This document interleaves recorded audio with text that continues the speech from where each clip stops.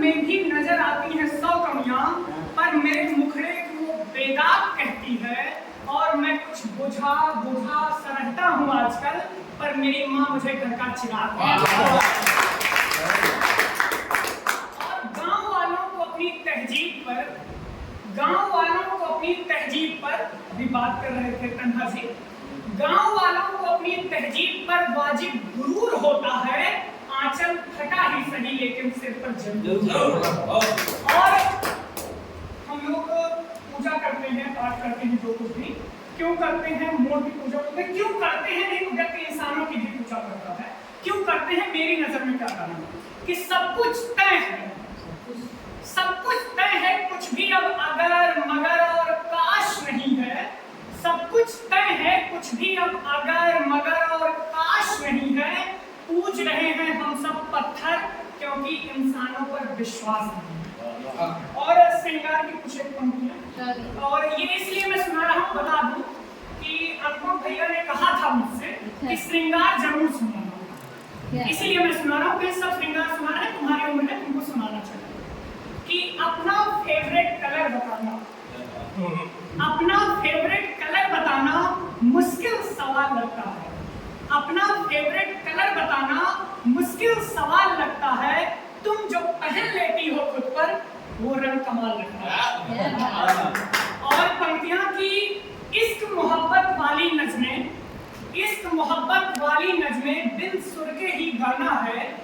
इश्क मोहब्बत वाली नज़में बिन सुर के ही गाना है। कौन कह गया तुमसे मुझको सिर पर मुकुट सजाना है?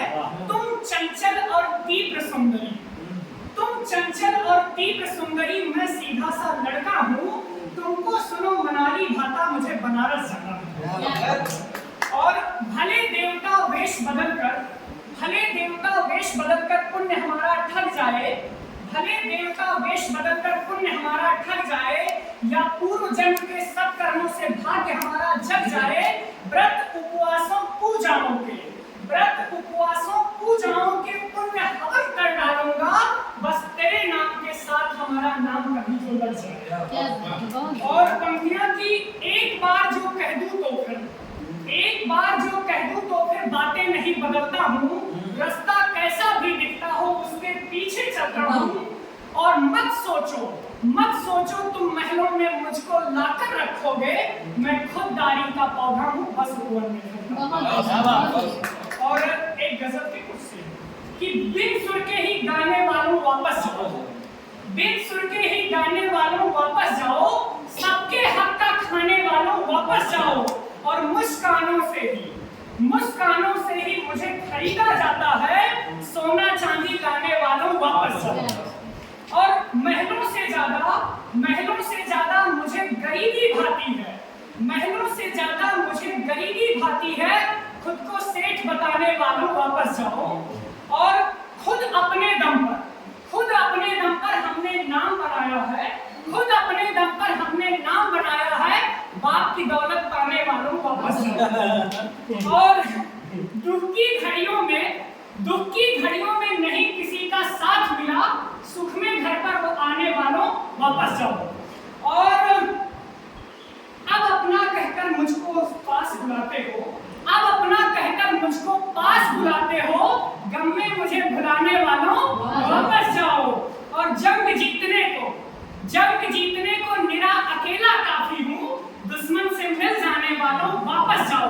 और आखिरी शेर कि माँ की दुआ हमेशा कवच सरीखी रहती है, माँ की दुआ हमेशा कवच सरीखी रहती है, मुझसे और टकराने वालों वापस जाओ।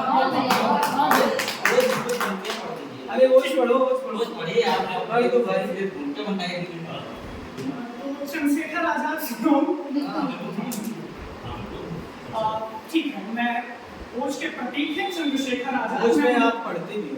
हाँ, मेरी आपकी पहचान वही है। मैं चंद्रशेखर आजाद पर एक कविता प्रस्तुत करता हूँ, तो आप सभी का फिर तो अब आशीष चाहूँ कि चमक रहा है सूर्य सरीखा, चमक रहा है सूर्य सरीखा, वो भारत का भाग था, प्रति मूर्ति वो ओज की दैदीप्यमान ज्वाल था, जो पंडित सीताराम तिवारी और जगरानी का नाम था।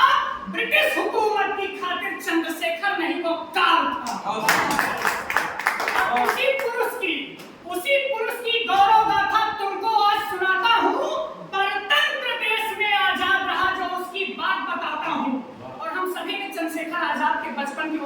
रही है। जब वो 14 वर्ष की आयु में भारत माता की जय के नारे लगाते हुए जाते रहते हैं काव्य पंक्तियां कि वो 14 वर्ष की अल्प आयु में एक रैली का नेता था। वो 14 वर्ष की अल्प आयु में एक रैली का नेता था। सब बच्चा जिसको समझ रहे थे वो सचमुच नचिकेता था।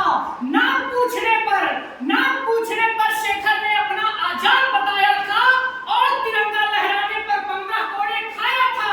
मातृ भारती के हित सब कुछ हंसकर स्वीकार किया। हर कोड़े पर उसने भारत का जय जयकार और कसम उठाई थी शेखर ने कि एक नहीं 100 बार मरूंगा, शपथ भारती की, लेकिन मैं भारत को आजाद करूंगा। उस महावीर ने अंग्रेजों में इतना खौफ जगाया, जब तक शेखर जिंदा थे कोई चैन से सो न पाया। और शेखर का सुनकर नाम सभी अंग्रेज जोर से कपते थे। कभी सामना ना हो उससे जीसस जपते थे। और अंग्रेजों की अकड़ समूची मिट्टी में इसी मिला दी थी। ब्रिटिश हुकूमत की उस ब्राह्मण ने जड़ें हिला दी थी। और पिस्टल उनकी एक नहीं 100 कोटि जगहों पर भारी थी, मगर उन्हीं के साथी ने की उनसे गद्दारी। और हम